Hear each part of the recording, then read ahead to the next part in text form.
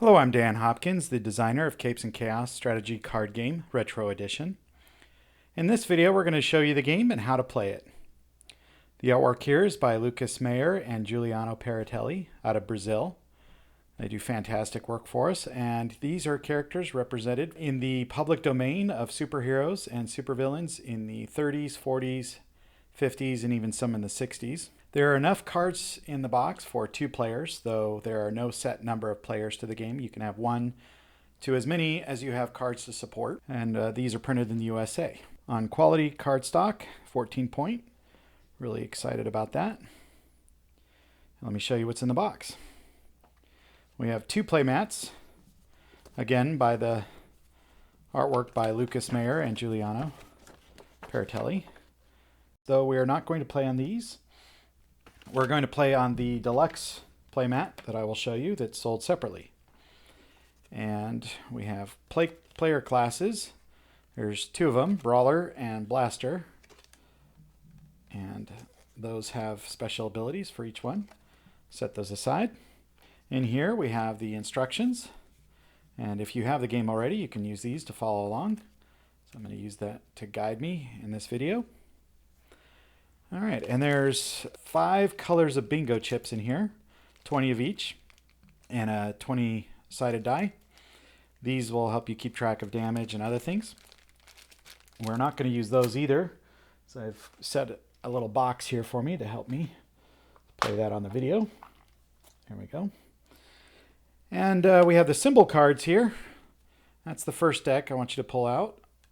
These are plasti bands. They look like rubber bands, but they have the convenience of rubber bands but don't hurt the cards. And we will have those on there too. And at the back of this deck, you will find 12 summon sidekick cards for spiders, sharks, and bees. And you could just set those aside. And then you'll want to shuffle this little symbol deck up well. I've shuffled it off camera here, so it should be good.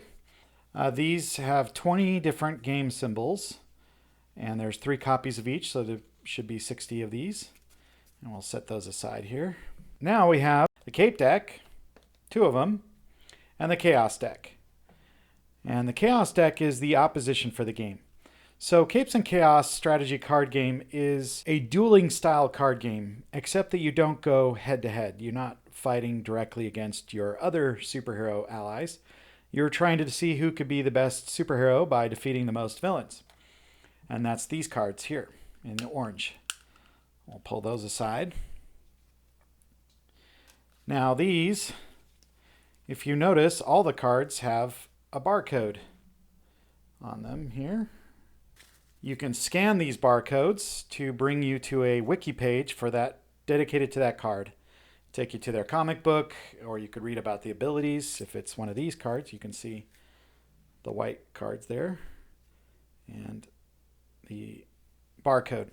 That is the Datamatrix format. On the back of the instructions, I have some links there for good Datamatrix readers if your scanner doesn't have one on your phone. I'm going to show you how to set up the game for 2 players.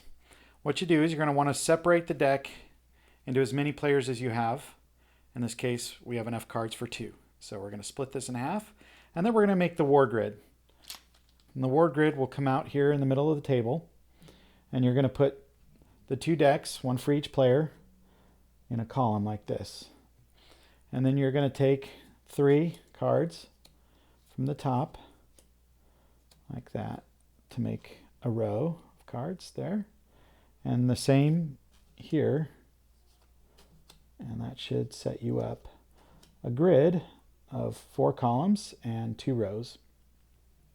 There's a row per player, and if you were doing 1 player, obviously you'd have 1. And if you had enough cards for others, you can put another one, and so forth. You will be playing off of all of the tops of these cards. So these decks, you will play the cards off the top of there. So that's 8 playable cards. We have the 2 Cape decks here, 1 for each class, a Brawler and a Blaster. And they are pre-built. They have 1 copy of 1 card in each. So there's 40 cards in a deck. That's 80 cards unique cards to play with. These have 60 unique cards, and so you have a lot of unique cards out of the box.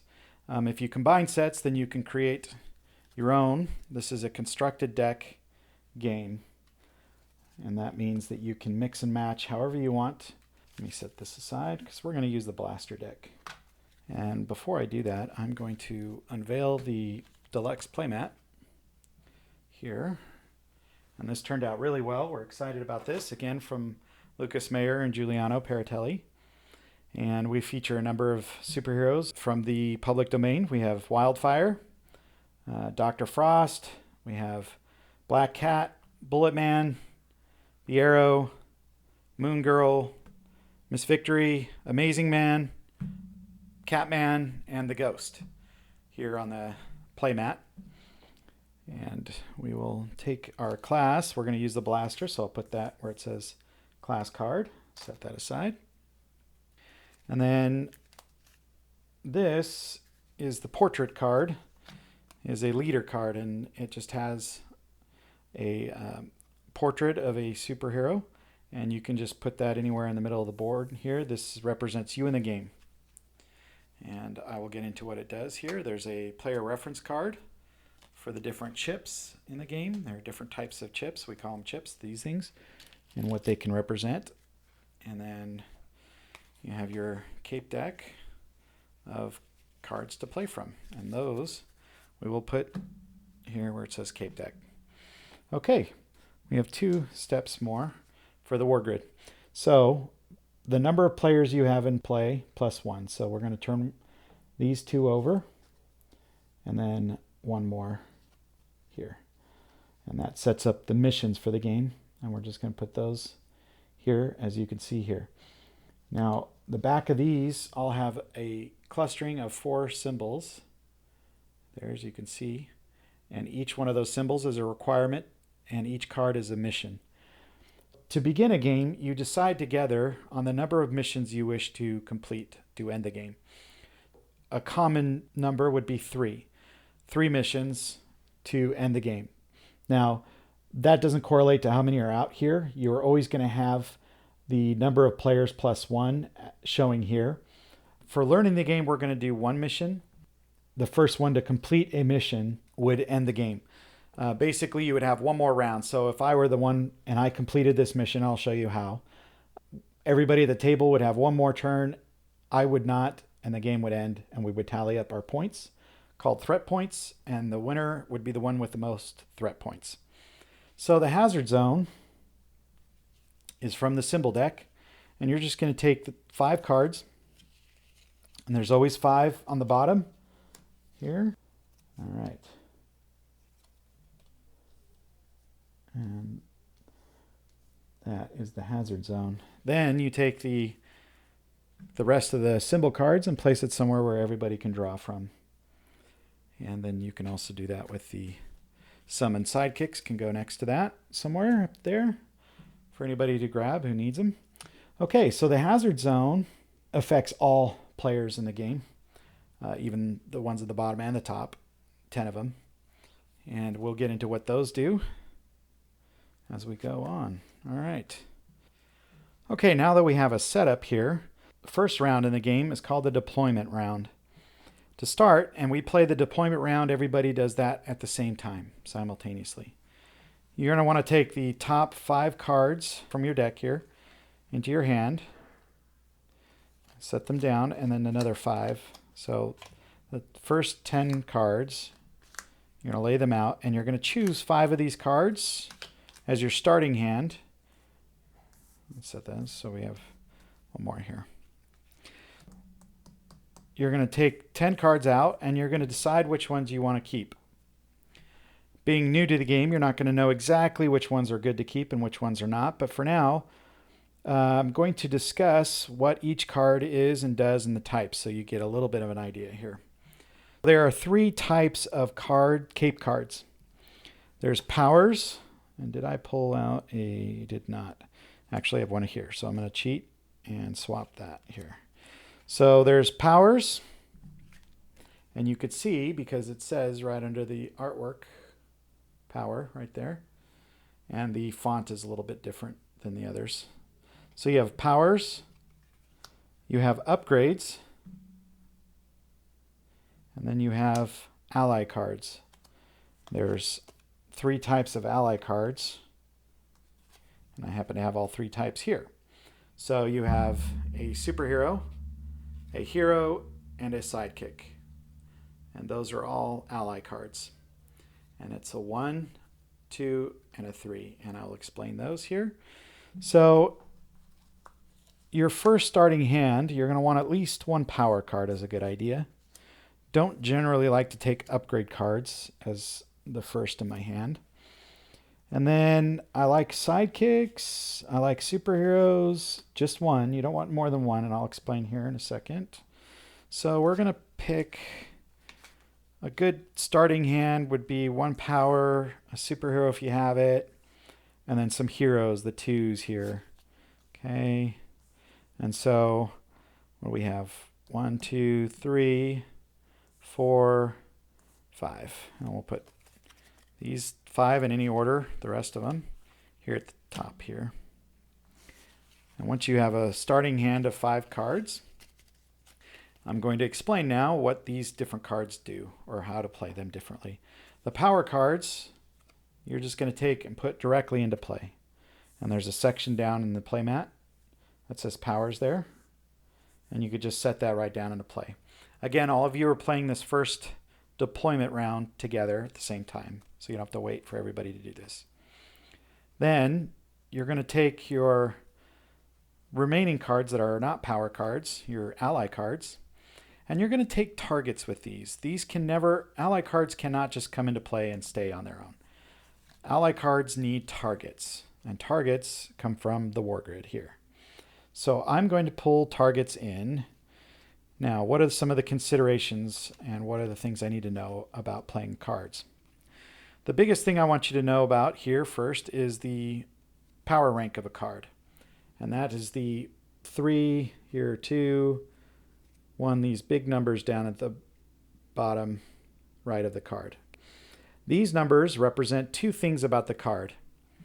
They represent the health, and that's the same for the big numbers that match here, 2 and 1 and 3, they match also. That's the health of those cards as well. The other thing they represent for the cape decks, your player decks, is upkeep. What is upkeep? Upkeep is your limitation on what you can play and to play.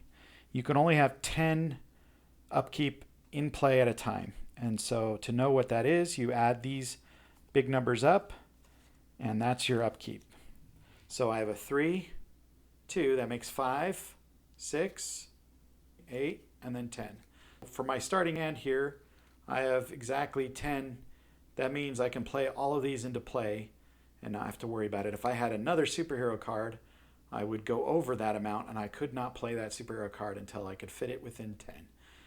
And if you had cards that you could not play or did not want to play in the beginning, you could use the reserve. On your playmat, you'll see reserve here. It's the bottom right here. And you can fit 2 cards into your reserve at any time.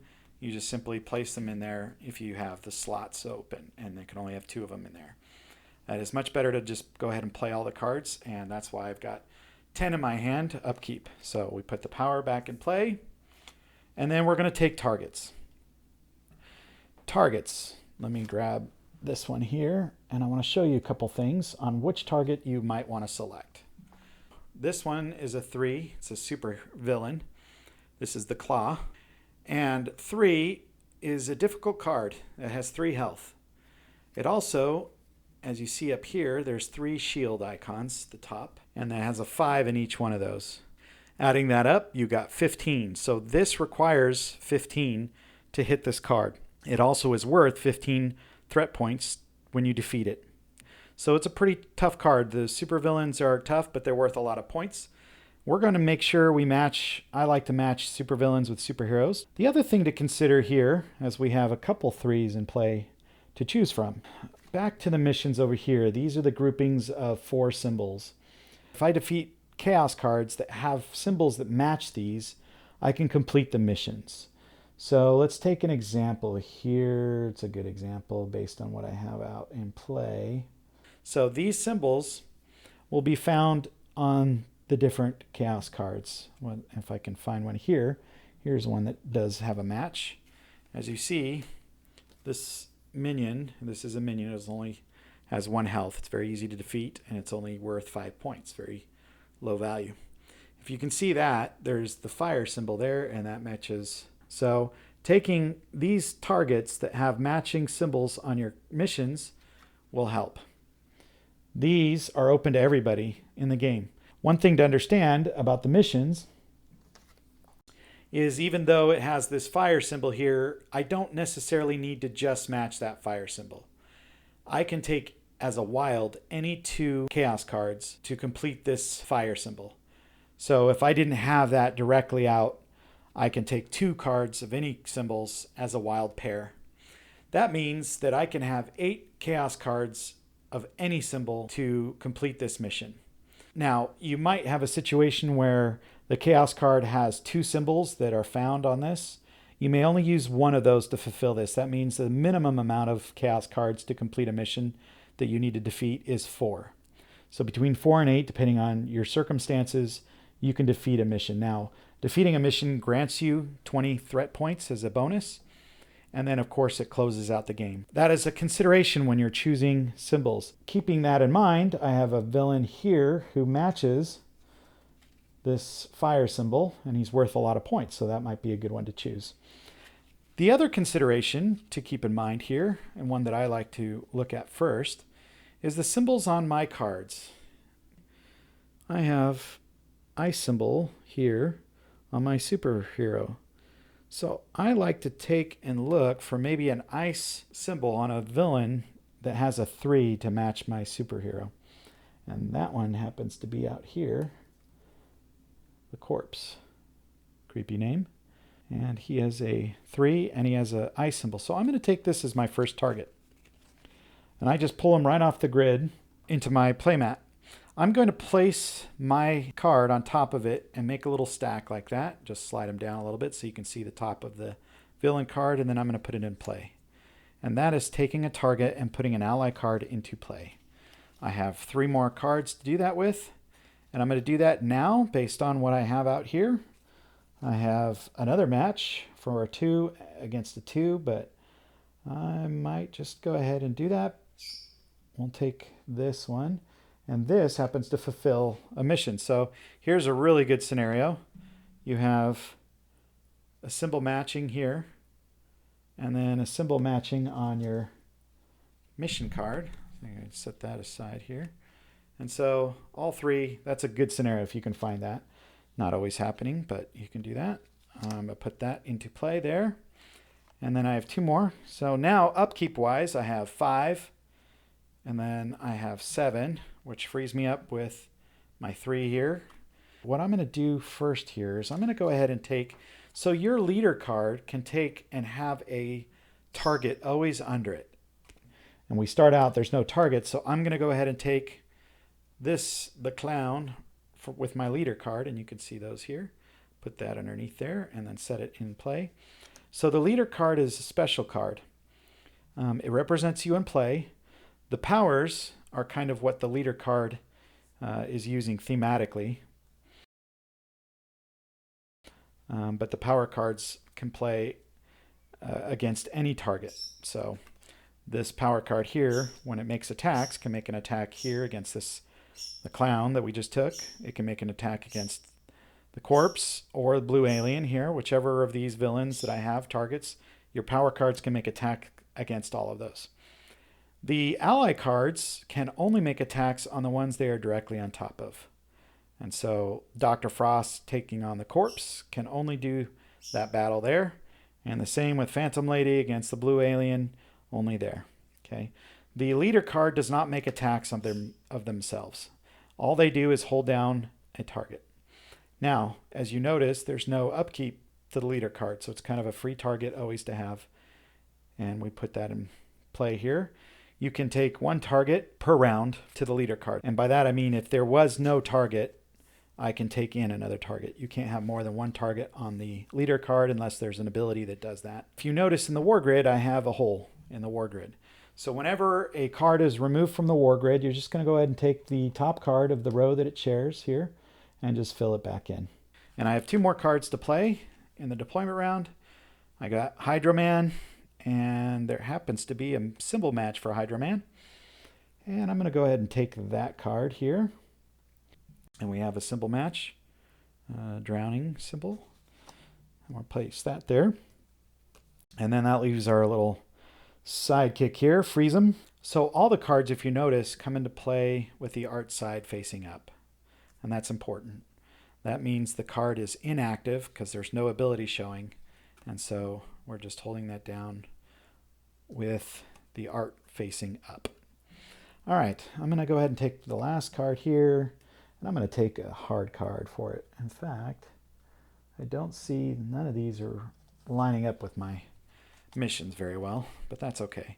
So I'm taking the Maestro with freeze him, even though that's a 1 going against a 3. That's a tough battle if it was just without the abilities of the card. So we're going to just find a spot here in our playmat, set that down somewhere, and we have a vacancy in the war grid. We're going to fill that in. And if you were to come to a point where maybe one had less cards than the other, you can just shuffle these back together and split them up again and kind of even out the cards on the chaos cards there, these decks. And that is the end of the deployment round for this player, for me. To end the deployment round, I'm going to take my 20-sided die and you roll it. And that's to see who goes first after the deployment round. And I got a 19. How about that?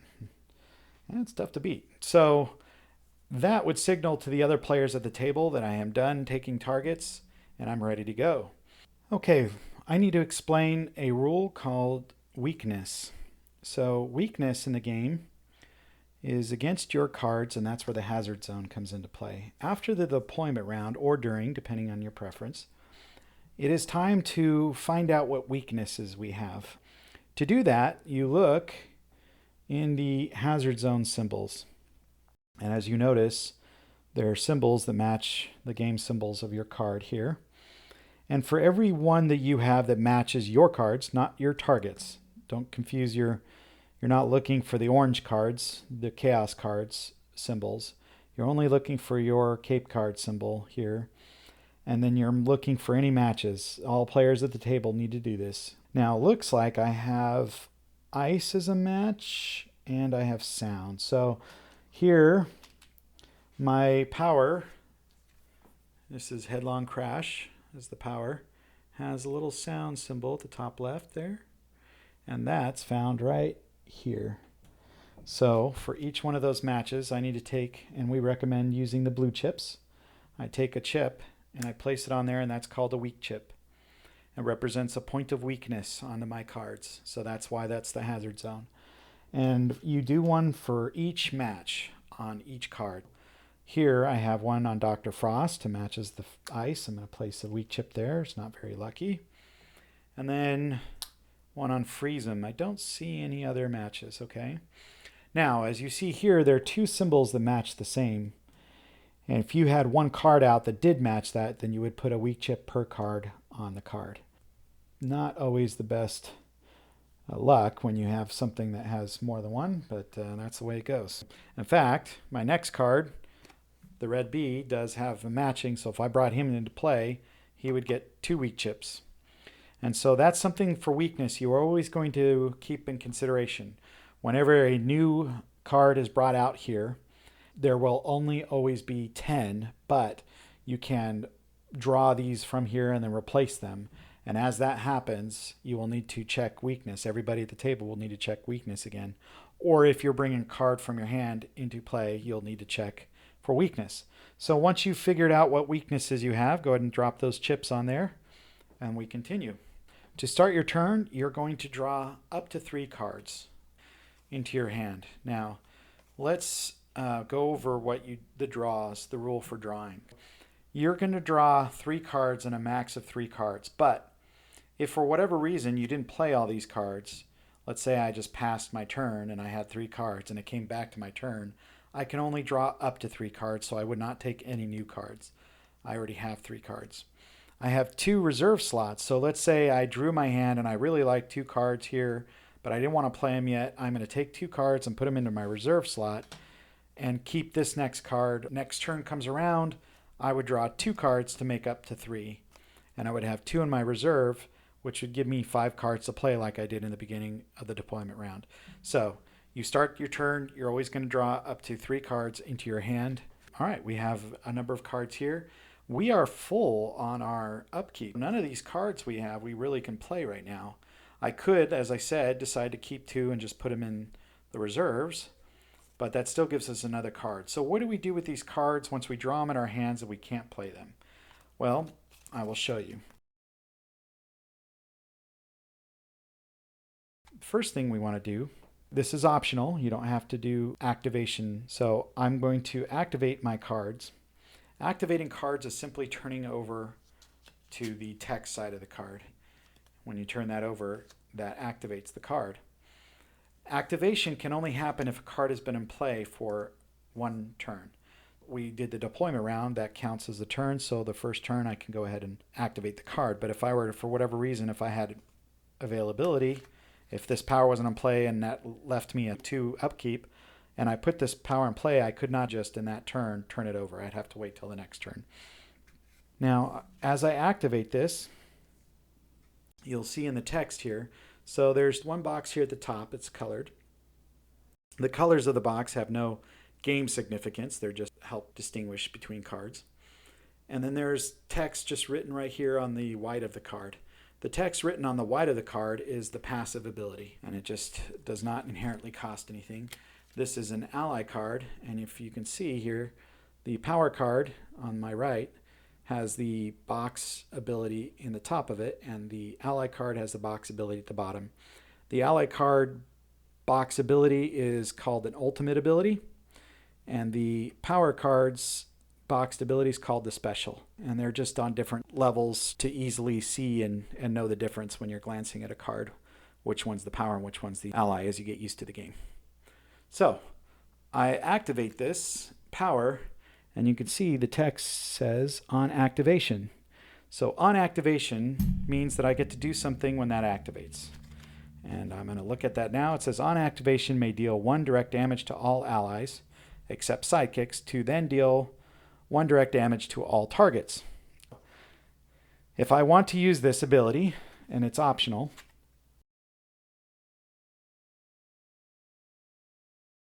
I can turn this over and then go ahead and deal 1 damage to all of my allies.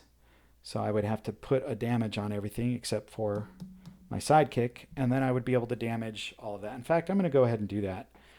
All of my allies take 1 damage. Ouch. I use the red chips. That's what we recommend for damage. I'm dropping a damage on Dr. Frost, Phantom Lady, Hydra Man. I don't have to, according to the card, onto sidekick, so Friesem doesn't get one. And it's just the allies, not power cards. So I don't have to put one on the power card. And that allows me then to go ahead and drop 1 damage on each of my targets. So I have 1 power. Now I'm going to go ahead and activate Dr. Frost. Okay, I'm going to turn him over. Does he have an on activation? No. Dr. Frost does not have a passive ability that tells me to do something on activation. So I just turn him over. Same with Phantom Lady. And she does have an on activation ability. And hers says to add dark chips to her card. And then whenever a successful attack is made by any of the other cards, they're called combat assets. So on the text you'll read it says combat assets. That means cards that have a upkeep to them. Upgrade cards, which we haven't got to yet, do not, and neither does a leader card. So that allows me to put a dark chip, and that's in quotes. Whenever you read ability that says some chip in quotes, in this case dark chips, that means that the chip is explained on the card and is just unique to that card. It's not something that's known to all other cards. So that says I'm going to just use yellow for these. I'm going to just set those on that card. And that's where these bingo chips here come in handy. You can just keep track of the different things that are going on. And I'm going to go ahead and turn Hydra Man over. And he does not have an on activation. And then I'm going to turn freeze him over. And he has an activation. So his activation is I can add one banding chip to any other ally. And the banding chip I'm going to use, I'll just use a green one. I get to put one on Dr. Frost. Now back to the cards in my hand that I drew. The first thing that I did is I drew my cards, then I activated my cards. Now, the next turn coming around to me, if I already had everything activated, because they stay activated until they leave play, or an ability deactivates them, I don't have to do this step every time. All right, I have 3 cards in my hand. To use the card, we're going to go ahead and make an attack. To make an attack, it costs one of these cards in my hand. So I'm just going to take one and put it in the recycle pile. Next to the cape deck, you'll see the recycle pile. You turn the card over and you put it in the recycle pile. Recycle pile is not a discard pile. You have a discard pile up here. If your card were to lose the battle, then your card would be discarded. It would count -5 points to you, and it would not be in play anymore unless you had a card to bring it out of discard pile, but it's out of the game. And the discard pile, you want to try and avoid putting cards there. The recycle pile is different. So the recycle pile, all your cards go into here as you play the game. If for whatever reason you were get so far into the game where you had your entire cape deck ran through, that's why you want to have the recycle pile with the art facing down. Then you could just turn it right over back and put it right back in the cape deck and keep going. And that's why it's the recycle pile. So to make an attack, I'm going to pay one of the cards from my hand into the recycle pile, and that allows me to make an attack.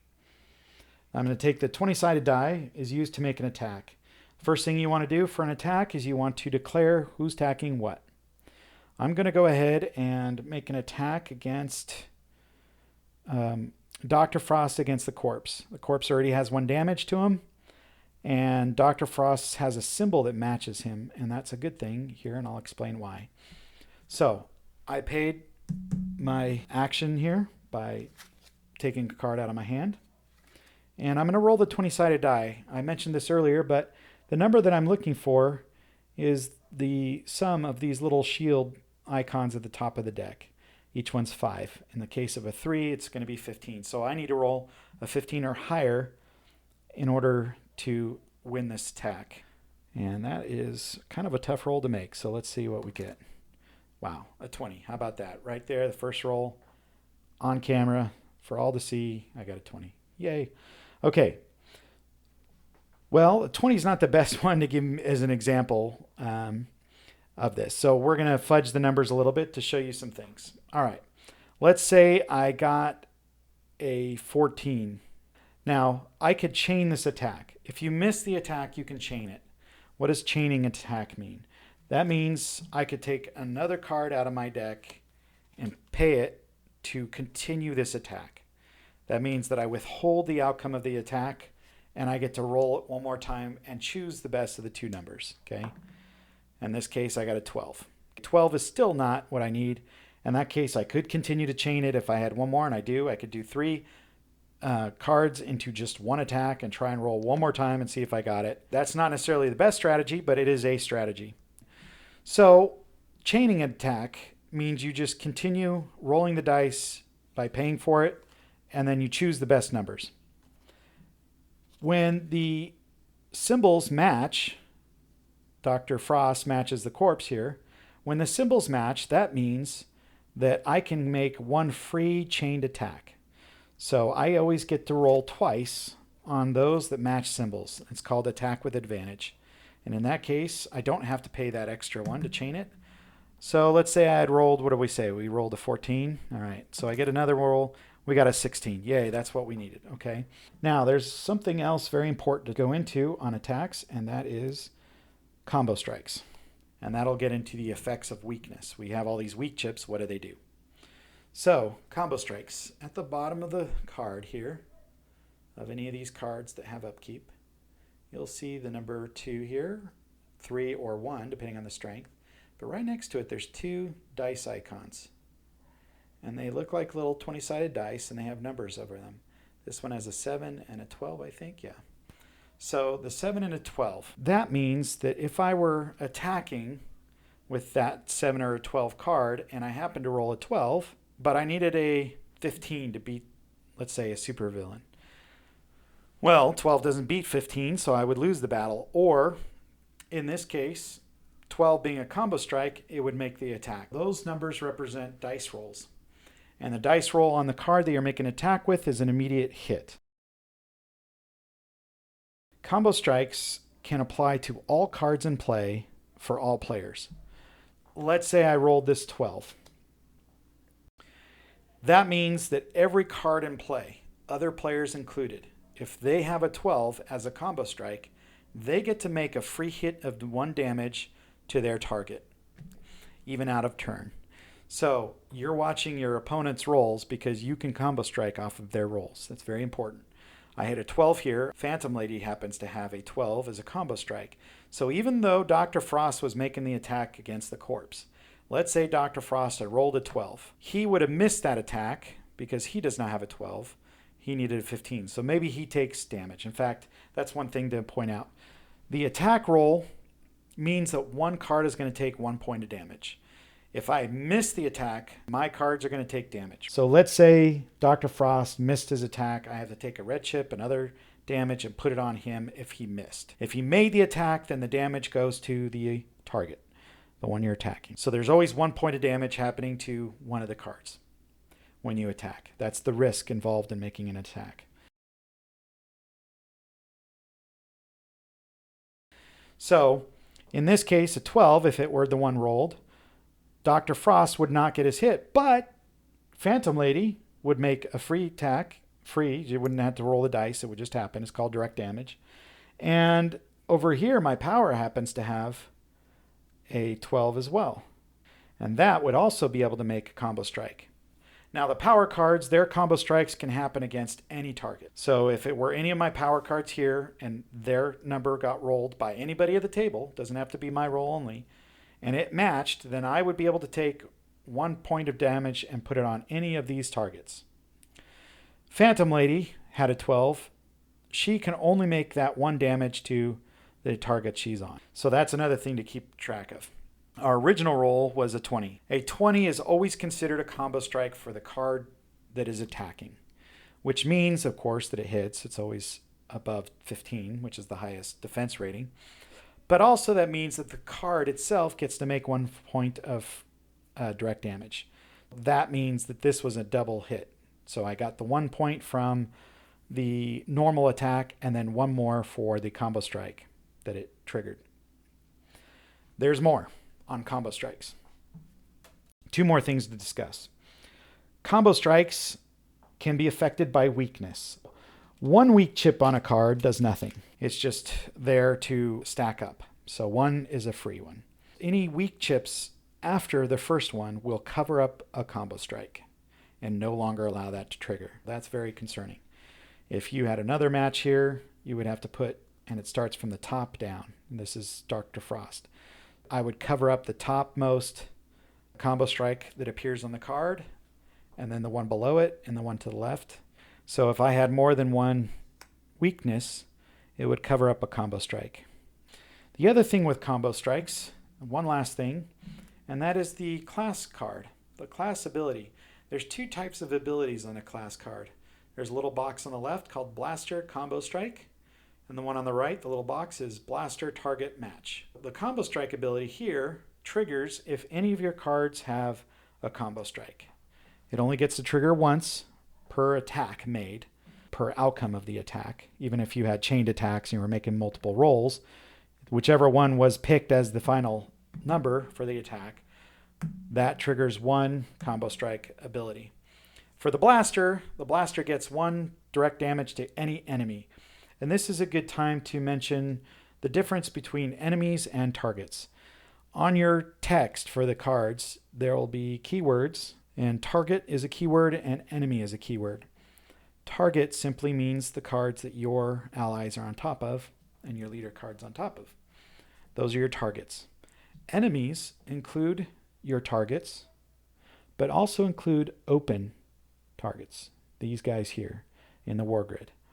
So if you see text that says something to do to an enemy, that means you can do it to your targets if you wish, or to any available chaos card.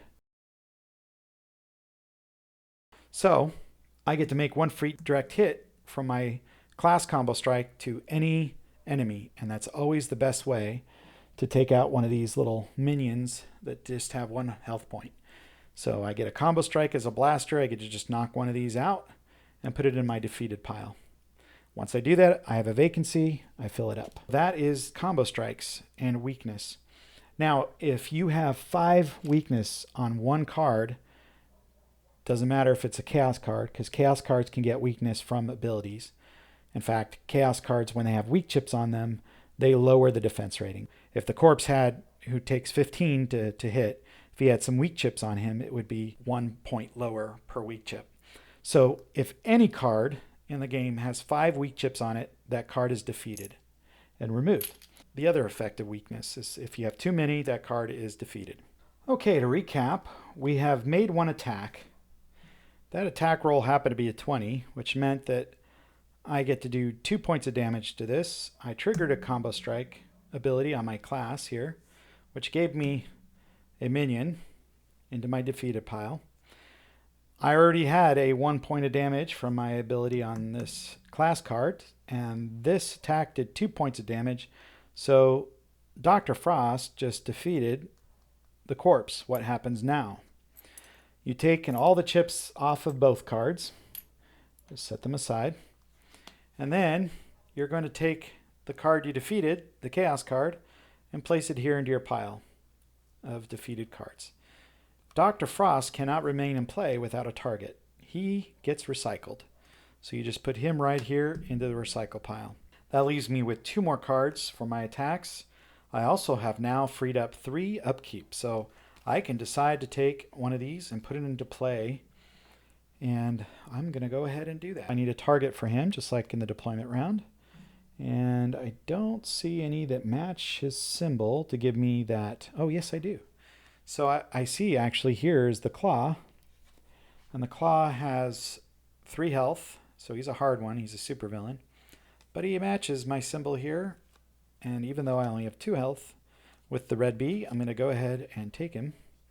Oh, I don't bring the red bee into play with the art facing down. It needs to be facing up because this card is not active yet. And I did that with that.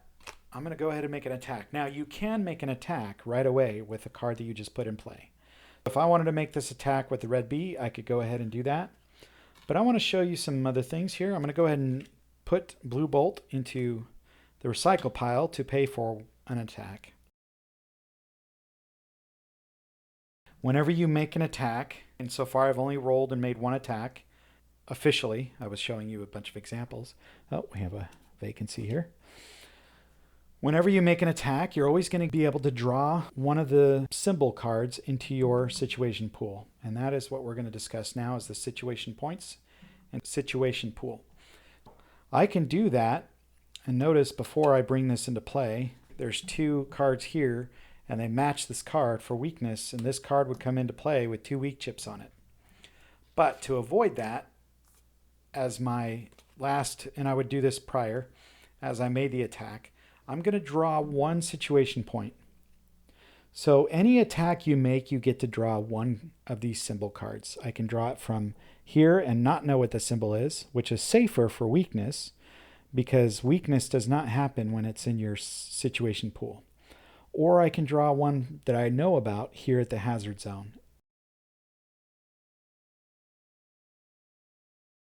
I'm going to draw this symbol here because that one matches the red bee, and I don't want to have 2 weak chips come out to it.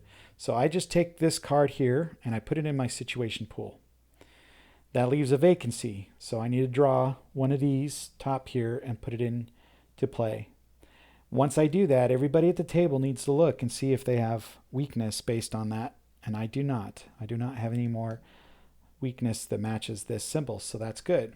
And then when I put red B into play, he only takes 1 weak chip because there's now only 1 of these symbols in play. All right. Now, if I were to miss the attack, if I didn't roll that wonderful 20, if I missed the attack and took damage as a result of missing that attack, then I would take 2 situation points. And again, I could draw it from here or here, each one. 2 on a missed attack, 1 on 1 attack, And these are very important because they help you now as situation points. Once they come into your playmat, they become situation points. And situation points are beneficial to you.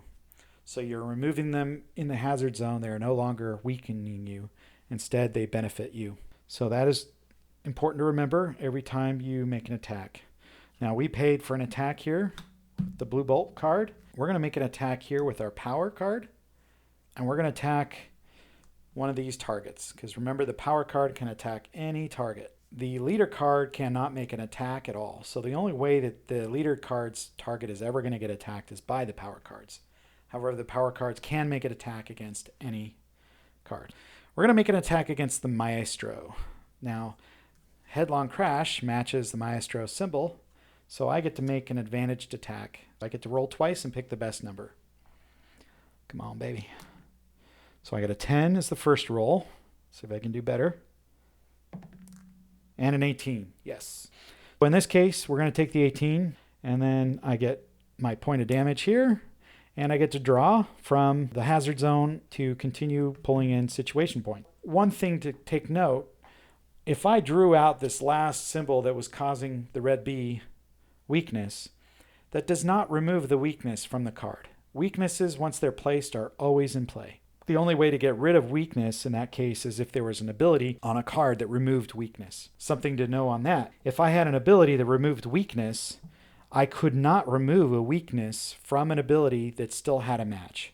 So if I still had this symbol in play for the red B causing a weakness, and I had an ability that allowed me to remove the weakness, it only allows me to remove eligible weak chips. And eligible weak chips are those that do not currently have a matching symbol in play. If I remove this and take this as my win, because I just had made an attack, and I'm going to go ahead and put that in play there. That again frees up a spot here, and that will require one to be placed in there, and everybody at the table would have to check their weakness for that. I do not have a weakness for that, so that's good. I continue on, and now I have 2 situation points in my situation pool. I am done now. I have no cards in my hand. I've played them all. I've done attacks for everything. I've gotten 2 attacks in, and then I played another card and defeated. I could still do one more thing here, and I'm going to show you that before I ended my turn. This special ability on power cards, there's a little 3 icon in the battery there, and that is how many charges this card has. Is that a 3? Yes. And then up here in the corner, that's how much the card costs to charge on it. And there is a 0, I think, on that, which means it does not cost me anything to use the charge on this ability. If that were a 1, which is often the case, it means to use this special ability, I would need to spend 1 situation point out of my pool for each charge that I have. A charge means how many times I can use this ability before the card is used up, and in this case 3. So if I were to use an ability off of a power card 3 times, if that were the charge, then I would have to take and remove that card from play and put it in the recycle pile. And that means that I've used 3 charges. In this case, maybe I only want to do 1. Let's read what this is. Whenever any combat asset makes a successful attack, as a reaction may spend 1 charge to deal 1 direct damage to target attacked. We did have an attack, and we did have a successful attack. We had Maestro took the attack from the power card here. And this is a combat asset. And I'm making a successful attack. And as a reaction, I'm going to take a charge. So I'm going to take one of these yellow chips as a good example here. And I'm just going to drop that onto this power card. That tells me that I've spent 1 of these charges.